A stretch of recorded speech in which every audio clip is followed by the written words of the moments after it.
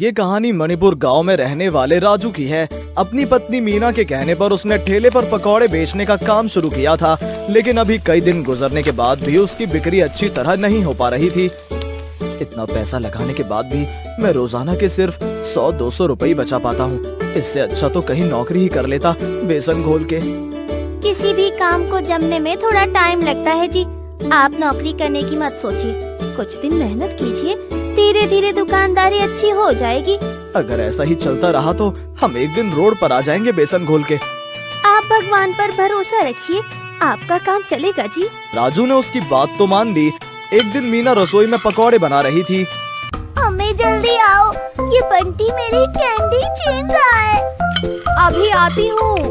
अजी सुनो, कहकर उसने राजू से कहा, मैं जरा अभी आ रही हूँ। शेल्फ पर दही रखा है, उसे बेसन में डाल देना। ठीक है, देखता हूँ। मीना बाहर चली गई और राजू बेसन घोलने में लग गया। जो दही उसको बेसन में डालनी थी उस पर प्लेट ढकी थी। उसने उस पर ध्यान नहीं दिया और फ्रिज से 6-7 दिन पुरानी दही निकालकर उसको बेसन में डाल दिया। जब तक मीना वापस आई तो उसने पकौड़े तैयार कर लिए थे। अरे ये क्या, दही का बर्तन तो वहीं रखा है। दही तो अभी भी इसी बर्तन में है। तो आपने पकोड़े कैसे बना लिए? मैंने तो फ्रिज से दही निकालकर इसमें डाली थी बेसन घोल के। हाय राम, वो दही तो कई दिनों का बासी दही था। ये क्या बोल रही हो बेसन घोल के? हाँ, आज तो हो गया सत्यानाश। सुनकर राजू ने एक पकौड़ा उठाया और उसको खा कर देखा। अरे वाह, इतने टेस्टी पकौड़े तो मैंने आज तक नहीं बनाए होंगे। लगता है आपको सदमा लग गया है। अरे ऐसा नहीं है, खाकर देखो। उसने जबरदस्ती उसके मुंह में पकौड़ा दे दिया और उसको खाकर मीना को भी उसका टेस्ट अच्छा लगा। पकोड़े तो बहुत अच्छे हैं, लेकिन ये सेहत के लिए अच्छे नहीं है। इनसे हमारे ग्राहकों के पेट में इन्फेक्शन भी हो सकता है। अगर ऐसा करने से मेरे पकौड़े अच्छे बिकते हैं तो मुझे कोई दिक्कत नहीं है। मुझे तो बस अपने पैसे बनाने हैं बेसन घोल के। राजू उन्हीं पकौड़ों को अपने ठेले में रखकर बेचने के लिए निकल गया। आज सभी को उसके पकौड़े पसंद आ रहे थे और इसी वजह से उसके कई नए ग्राहक भी बने। अरे राजू, मुझे अगर पता होता कि तुम्हारे हाथों में इतना टेस्ट है तो मैं रोजाना महेश की जगह तुमसे ही पकौड़े लेता। कोई बात नहीं भाई साहब, आज से आप हमेशा यही आना बेसन घोल के। एकदम ताजे और स्वादिष्ट पकौड़े मिलेंगे बेसन घोल के। उस दिन से राजू का काम बहुत अच्छा चलने लगा और उसने रोजाना पुरानी दही अपने बेसन में मिलाना शुरू कर दी। लेकिन सभी टेस्ट की वजह से इस पर ध्यान नहीं दे रहे थे और रोजाना उसके पकौड़े खाकर अपनी सेहत खराब कर रहे थे। उसका एक पड़ोसी सोहन, जो उससे जला करता था, वो एक दिन सोचने लगा, इस राजू के तो दिन ही पलट गए। आखिर इसका पकौड़ों का धंधा इतना जल्दी इतनी रफ्तार कैसे पकड़ लिया, देखना पड़ेगा। ये सोचकर वो उसके घर गया और खिड़की के पास खड़े होकर उनकी बातें सुनने लगा। आप ये ठीक नहीं कर रहे हैं। अपने फायदे के लिए दूसरों को नुकसान पहुंचा रहे हैं। अगर किसी को पता चल गया कि आप कई दिन की रखी बासी दही पकोड़ों में इस्तेमाल कर रहे हैं तो गांव के लोग इसके लिए आपको सजा दिलवा सकते हैं और मुखिया जी तो आपको अपने लठैतों से पिटवा भी देंगे। हाँ, ये तुम क्या बोले जा रही हो बेसन घोल के? ऐसा कुछ नहीं होने वाला। पकौड़े अच्छे बिक रहे हैं और मुझे फायदा हो रहा है, बाकी मुझे कुछ नहीं देखना बेसन घोल के। उसने आगे भी अपना काम जारी रखा, लेकिन सोहन ने अब उसके बारे में गांव में बातें फैलानी शुरू कर दी थी, जिसको सुनकर किसी को उस पर भरोसा हुआ, किसी को नहीं हुआ। अब राजू काम ज्यादा चलने की वजह से घमंडी और बेशरम हो गया था। एक दिन एक औरत उसके ठेले पर आई। राजू एक हाथ से अपने बगल को खुजला रहा था, जिसको देखकर उस औरत को घिन आ गई। फिर राजू ने बिना धोए उसी हाथ से पकौड़े को सजाया। आइए बहन जी, बताइए कौन से पकौड़े करूं बेसन घोल के? राजू भैया, आप तो बड़े ही गंदे आदमी हो। आपने जिस हाथ से अभी खुजलाया उसी को पकोड़े पर भी लगा रहे हो। इन्हीं को ग्राहकों को बेच भी दोगे। ऐसा करते हुए आपको शर्म नहीं आती क्या? देखो बहन जी, जरा सा खुजाने से पकौड़े सड़ नहीं जाएंगे बेसन घोल के। तुमको खाना है तो खाओ, वरना यहाँ से जाओ। फालतू में समय बर्बाद मत करो बेसन घोल के। उसकी ये बदतमीजी देखकर वो औरत वहाँ से चली गई। राजू फिर भी अपनी मस्ती में मगन था। वो सोच रहा था कि उसके पास ग्राहकों की कमी नहीं है और सब कुछ ऐसा ही चलता रहेगा। लेकिन अब गांव में जितने भी उसके ग्राहक थे, सभी की दिन प्रतिदिन तबीयत बिगड़ती जा रही थी और एक एक करके आधा गांव बीमारी की चपेट में आ गया था। सभी को स्टमक इन्फेक्शन हो रहा था। लगता है सोहन सही कह रहा था। जितने भी लोग बीमार पड़ रहे हैं, सभी के सभी उस राजू की दुकान से पकौड़े खाते थे। अभी चलकर उसकी खबर लेते हैं। मुखिया जी अपने साथ कई गांव वाले और अपने कुछ लठैतों को लेकर उसके ठेले पर पहुंचे। उन्होंने राजू को धमकाया, ए राजू, तुम्हारी करतूत अब सबके सामने आ चुकी है। तुमने अपने पकौड़े खिलाकर आधे गांव के लोगों को बेड पर पड़े रहने के काबिल छोड़ा है। अब तुमको उसकी सजा जरूर मिलेगी। कहकर उन्होंने राजू की एक न सुनी। गांव के एक आदमी ने यह खबर मीना तक पहुंचा दी, जिसे सुनकर मीना भागी भागी आई और गांव वालों से उसको बचाने के लिए मिन्नतें करने लगी।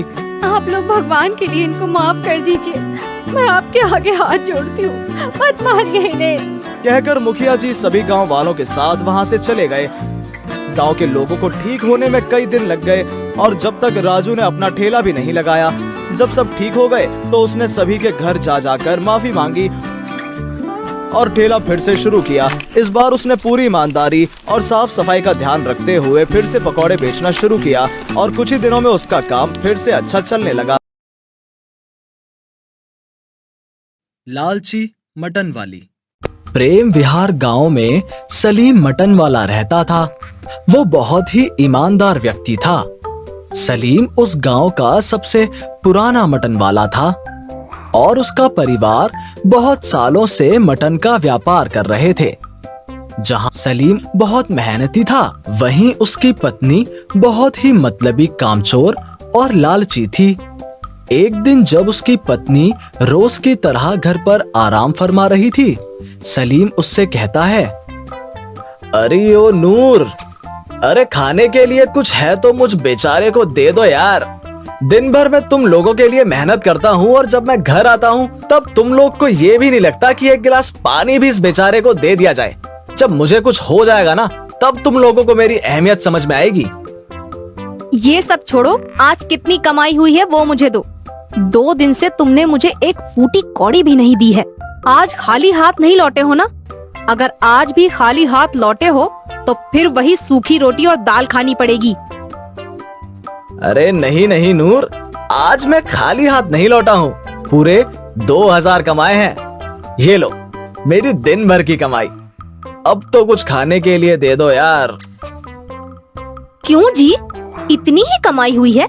मैंने आपको कहा था ना, मुझे 9 लखा हार चाहिए और आपकी इसी तरह की कमाई रही तो मैं कभी 9 लखा हार नहीं पहन पाऊंगी। मैंने तो पूरे आस पड़ोस में ये सब बता दिया है कि अगले महीने आप मुझे 9 लखा हार दिलाने वाले हैं। होगा नूर, तुम्हारा 9 लखा हार पहनने का सपना जरूर पूरा होगा। बस थोड़ा सा सब्र करो। सब्र? ये सब मुझसे नहीं होता। जब तक तुम मुझे 9 लखा हार लाकर नहीं देते, तुम्हें सूखी रोटी और दाल खानी पड़ेगी। हाँ अम्मी जान, आप क्या कर रही हैं? मुझे बहुत जोरों की भूख लगी है, कुछ तो खाने को दे दो। मुझसे क्यों मांग रहे हो? जाओ अपने अब्बू जान से मांगो। हाँ, और उन्हें कहो मेरे लिए भी खाना परोस दें। सलीम सबके लिए खाना परोसता है। सब लोग खाना खाकर सोने को चले जाते हैं। अगली सुबह जब सलीम दुकान जाने के लिए निकलता है, तभी नूर उसे रोक लेती है और कहती है, आप ये दुकान के काम रहने ही दे। आज से मैं दुकान जाऊंगी और आप रहमान और घर का ख्याल रखेंगे। नूरी, आप ये क्या कह रही हैं? दुकान चलाना कोई बच्चों का खेल नहीं है। बहुत मेहनत लगती है। मेरी बात माने, आप थोड़ा सब्र रखें। मैं जरूर आपके लिए 9 लाख का हार दिलवाऊंगा। सही कह रहे हैं आप। इसलिए दुकान आपसे नहीं चलती। मेरी बात आप माने, आप घर चलाएं और मैं दुकान। ये हमारा आखिरी फैसला है। जाएं और रहमान को स्कूल के लिए तैयार कर दें। मैं दुकान जा रही हूँ। नूर सलीम से बहस करके दुकान चली जाती है।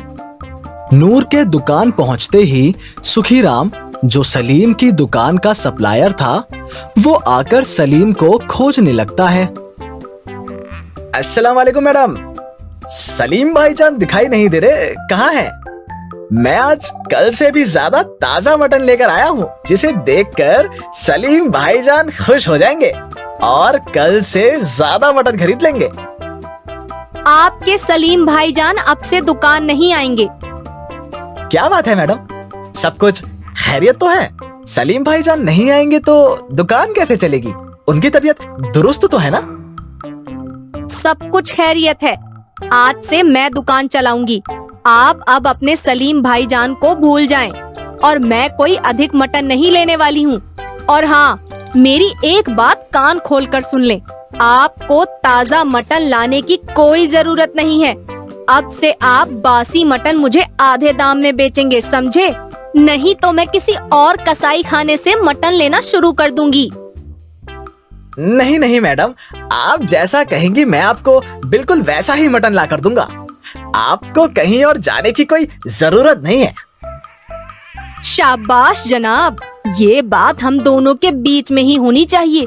किसी को कानों कान खबर ना पड़े इस बात की।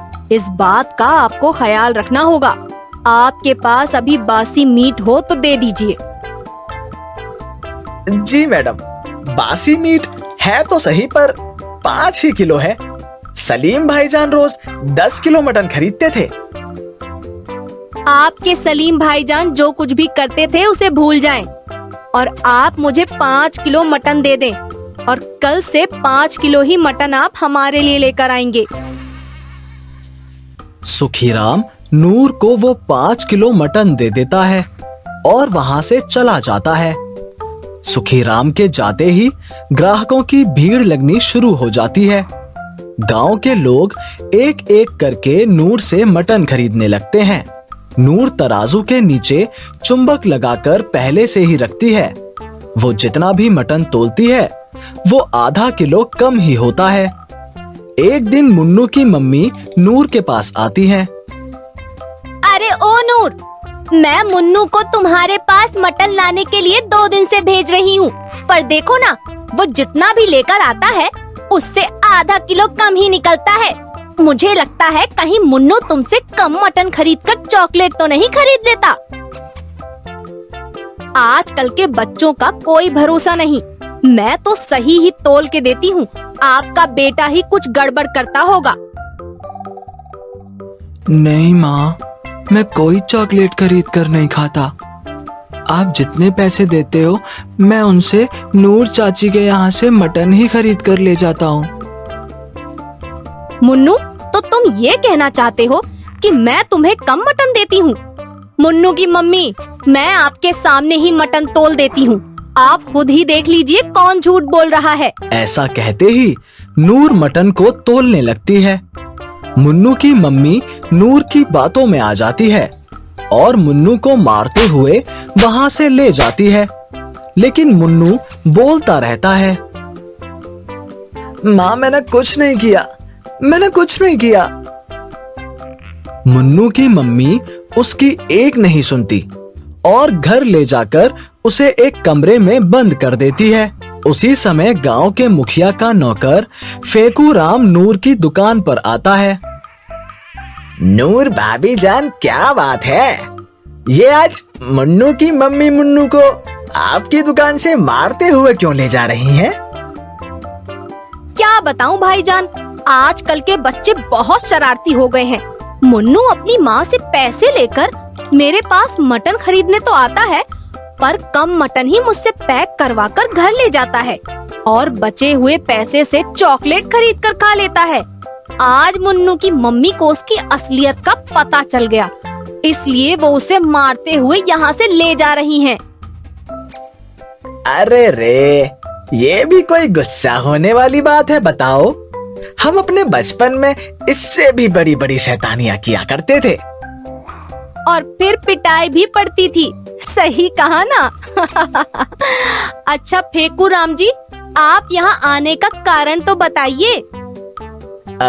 कल मुखिया जी की बेटी की शादी है, तो मुखिया जी ने 20 किलो ताजा मटन लाने को कहा है। नूर भाभी जान, आप 20 किलो मटन कल तक तैयार करके रखिएगा, मैं कल लेने आऊंगा। हाँ? ठीक है फेकू राम, मैं कल तक मटन तैयार करके रखती हूँ। अगले दिन फेकू राम नूर की दुकान से 20 किलो मटन लेकर हलवाई को दे देता है। शाम की दावत में मटन परोसी जाती है, पर मटन बहुत जल्द ही खत्म हो जाता है, जिसके कारण सारे लोग मटन नहीं खा पाते। और गांव के लोग मुखिया की बेइज्जती कर देते हैं। मुखिया हलवाई को बुलाकर पूछताछ करता है। जितना मटन आया था मैंने पूरा बना दिया। लगता है मटन दुकान से कम आया था। मुखिया अपने एक नौकर को नूर की दुकान पर नजर रखने के लिए कहता है। वो नौकर नूर को तराजू में चुंबक लगाते हुए देख लेता है और मुखिया के पास जाकर सारी बातें बता देता है। मुखिया नूर की दुकान बंद कर देता है।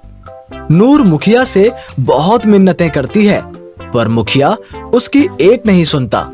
एक दिन नूर सलीम के साथ बैठी होती है तो रहमान रोता हुआ नूर के पास आता है। अम्मी, अम्मी, मेरे पेट में बहुत जोरों की दर्द हो रहा है। मम्मी।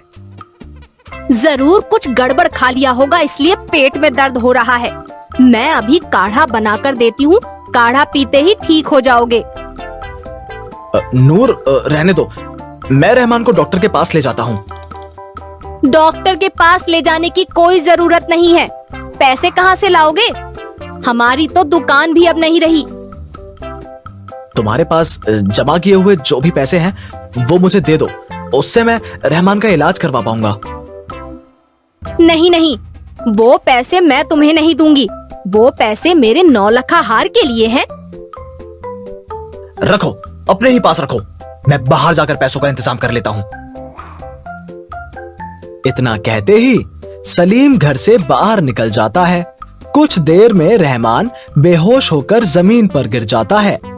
नूर अपने आस पड़ोस से सबको बुलाती है। पता चलता है कि रहमान की दर्द से जान चली जाती है। नूर फूट फूट कर रोने लगती है और अपनी किस्मत को कोसती रहती है। आज मेरे लालच ने मेरे बच्चे को मुझसे छीन लिया। मैंने लोगों को बासी मटन खिलाया। लगता है उसी की सजा मुझे अल्लाह दे रहा है, जो मेरा बेटा कुछ गलत खाने के कारण आज इस दुनिया से चला गया। लालच दीमक से भी खराब होता है। ये धीरे धीरे हमें ही खत्म कर देता है। हेलो दोस्तों, कैसे हैं आप सब? हमारी कहानियां देखने के लिए हमारे चैनल को सब्सक्राइब कीजिए और हाँ, बेल आइकॉन पर क्लिक करना मत भूलिएगा।